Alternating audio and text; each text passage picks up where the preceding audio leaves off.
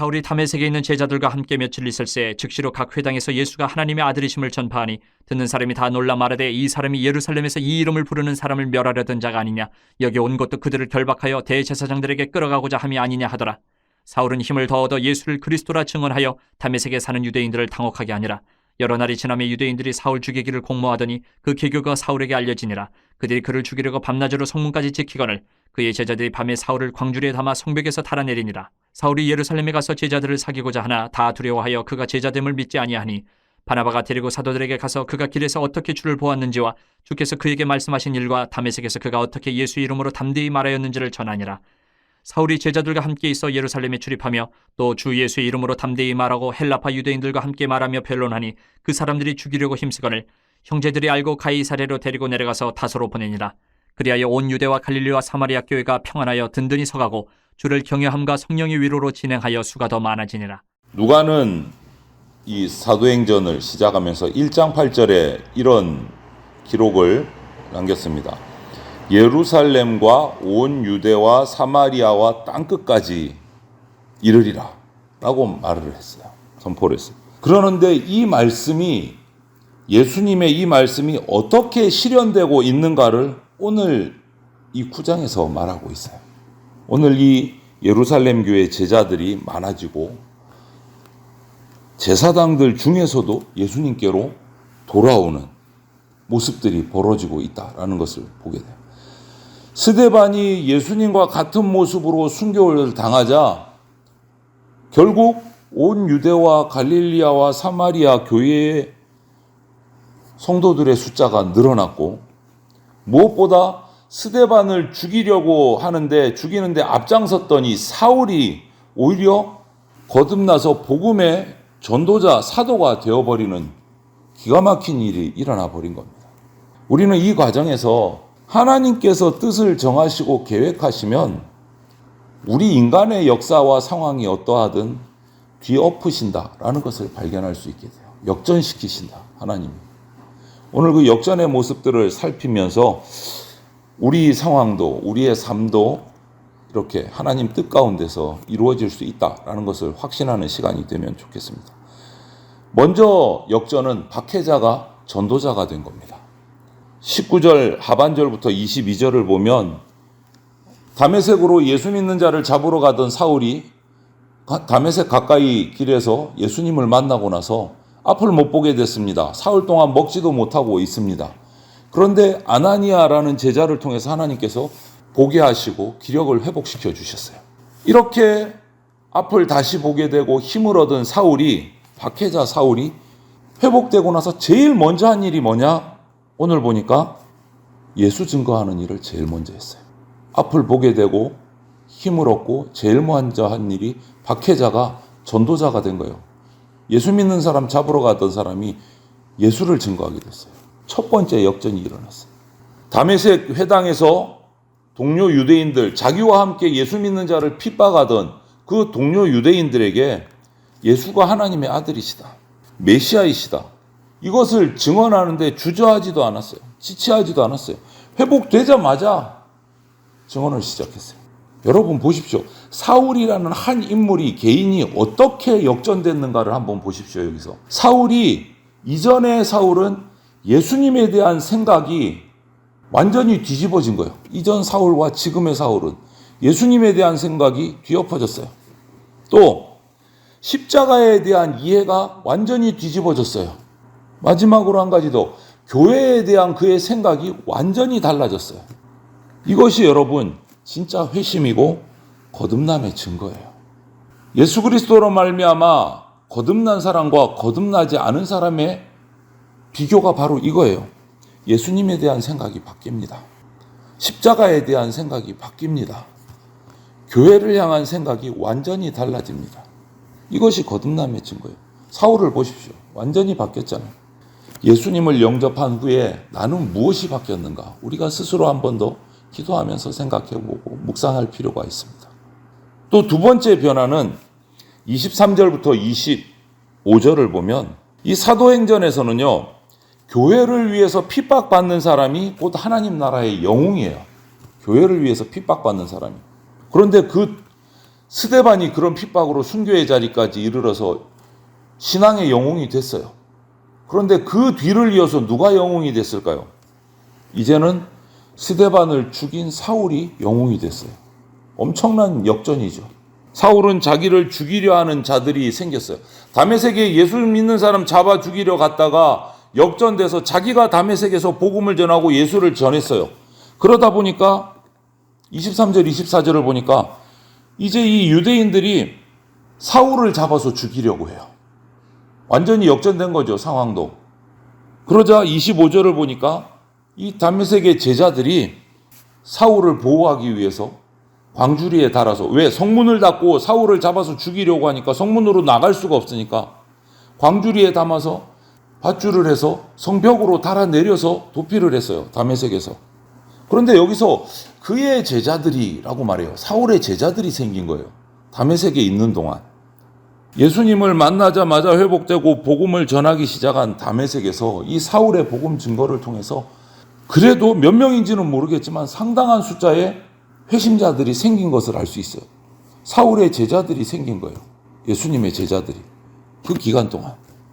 아마도 그들 중에는, 이 사울의 제자가 된 사람들 중에는 예수 그리스도를 잡아서 예루살렘으로 압송하기 위해서 사울과 함께 다메섹으로 올라온 사람들도 있을 수 있을 거예요. 그 가운데서 그리스도인을 핍박하려고, 다메섹의 교인들을 핍박하려고 온 군사들도 있었을 거예요. 완전히 역전이 된 거예요. 사울은 결론은 대적자에서 영웅이 되어버렸어요. 교회를 위해서 핍박받고 도망다니는 시대가 됐어요. 여러분, 이처럼 하나님께서는 교회를 대적하는 자들을 오히려 교회의 일꾼이 되게 만드시는 역사를 일으키시기도 합니다. 오늘 우리 교회도 우리 교회를 조롱하거나 핍박하거나 이런 대적자들이 오히려 예수님 믿고 교회에 등록하는 이런 역전의 역사들이 일어나기를 소망을 합니다.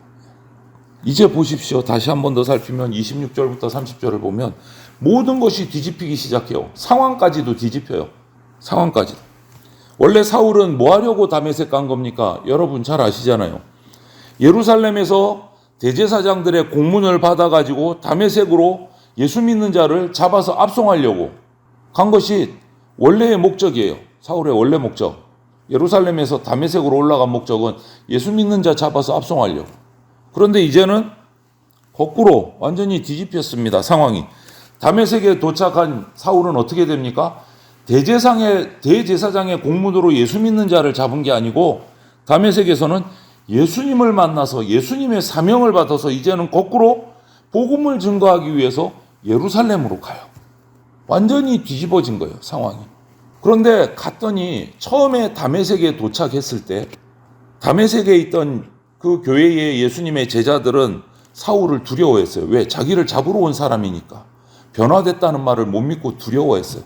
그런데 아나니아가 이 사울을 회복시키고 소개해서 다메섹의 교인들과 함께 교제하고 함께 할 수 있게 해줬어요.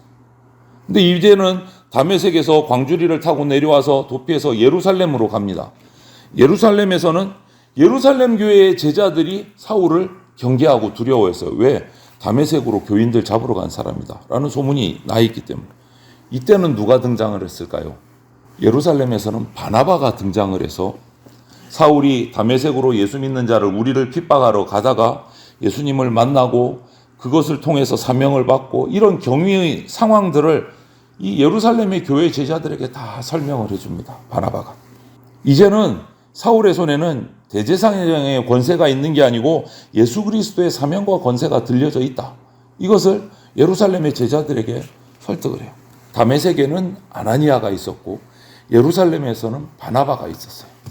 아나니아의 도움으로 사울은 다메섹의 교회 제자들과 함께해서 도움을 받고 함께 할 수 있었고, 예루살렘으로 와서는 바나바의 중재가 그에게 도움이 돼서 예루살렘 교회 사도들과 교제하고 다시 힘을 합하게 됐어요. 여러분, 이 장면에서 다메섹의 아나니아, 예루살렘의 바나바, 이 둘은요, 박해자 사울에 대한 의혹, 경계 이런 것들을 환대로, 연대로, 하나로 바꿔준 정말 아름다운 중재자들입니다. 이 장면에서 우리도 한번 이런 마음을 품으면 좋겠어요. 나를 통해서 누군가가 예수 그리스도의 일꾼이 되고 은사를 받아서 교회 공동체 안에서 적절한 자리를 갖고 자신의 역할을 가지고 섬길 수 있도록 중재하는 역할을 내가 할 수 있으면 좋겠다. 정말 보기 좋지 않습니까? 아나니아나 이 바나바의 중재 역할이. 이전에 대제사장의 권세를 따르는 자들과 함께 예수님의 제자를 잡아서 굴복시키려던 사울이 예수님의 사명을 받고 이런 중재자들의 도움을 받아서 이제는 완전히 상황이 바뀌었어요. 예수님의 제자들과 함께 예루살렘을 출입하면서 헬라파 유대인들 예수님의 권세에 굴복시키고 있어요. 대제사장의 권세로 교인들을 굴복시키려던 이 사울이 이제는 대제사장들, 헬라파 유대인들, 예수님을 핍박하던 자들을 예수님의 권세에 굴복시키고 있어요. 상황이 완전히 뒤집어진 거예요. 그리고는 다메섹에서도 도망한 것처럼 예루살렘에서도 이렇게 복음을 계속 전하니까 예루살렘의 이 유대인들이, 대적자들이 또 사울을 죽이려고 하니까 예루살렘의 제자들이 또 사울을 피신시킵니다. 사울의 고향인 다소로 보내서 거기 잠시 머물다 올라오라. 하나님이 길을 열어주세요. 그리고 거기서 하나님의 부르심을 기다립니다. 고향으로 피해서. 여러분, 하나님의 역사는 이것처럼 하나님의 뜻대로 모든 것을 뒤집는 권세가 있으십니다. 반드시 하나님 뜻대로 이루어집니다. 거꾸로 가면 뒤집으세요. 하나님의 뜻을 이루시기 위해서. 현실에서 어떤 일이 일어나든지 하나님은 하나님의 작정하신 모든 것대로 당신의 선하신 뜻대로 바꾸어 가시는 분이십니다. 이러한 확신을 우리가 가지기를 바랍니다. 한번 쭉 살펴보면 31절에 교회가 더 번성합니다. 이 일을 통해서. 그런데 그 앞부터 우리 6장부터 살펴보면 전체를 한번 그려보세요. 6장에서는 성도들의 수가 늘어나면서 히브리파, 헬라파 성도들 사이에 갈등이 생겼어요. 또 7장에서는 그 세운 7명의 집사님들 중에 스데반 집사가 순교를 당했습니다. 그리고 8장에 와서 보면 그것 때문에 성도들이 핍박을 받아서 뿔뿔이 흩어지는 어려움도 겪었습니다. 그런데 그 결과가 뭐예요? 전부 다 안 좋은 일들만 일어났는데 성도들의 갈등, 그 다음 순교가, 그 다음 또 핍박이 일어나서 교회의 성도들이 흩어져. 인간적인 눈으로 보면 힘든 일들만 일어났어요. 그런데 그 결과는 뭡니까? 온 유대와 갈릴리와 사마리아 교회가 평안하여 든든히 서갔더라.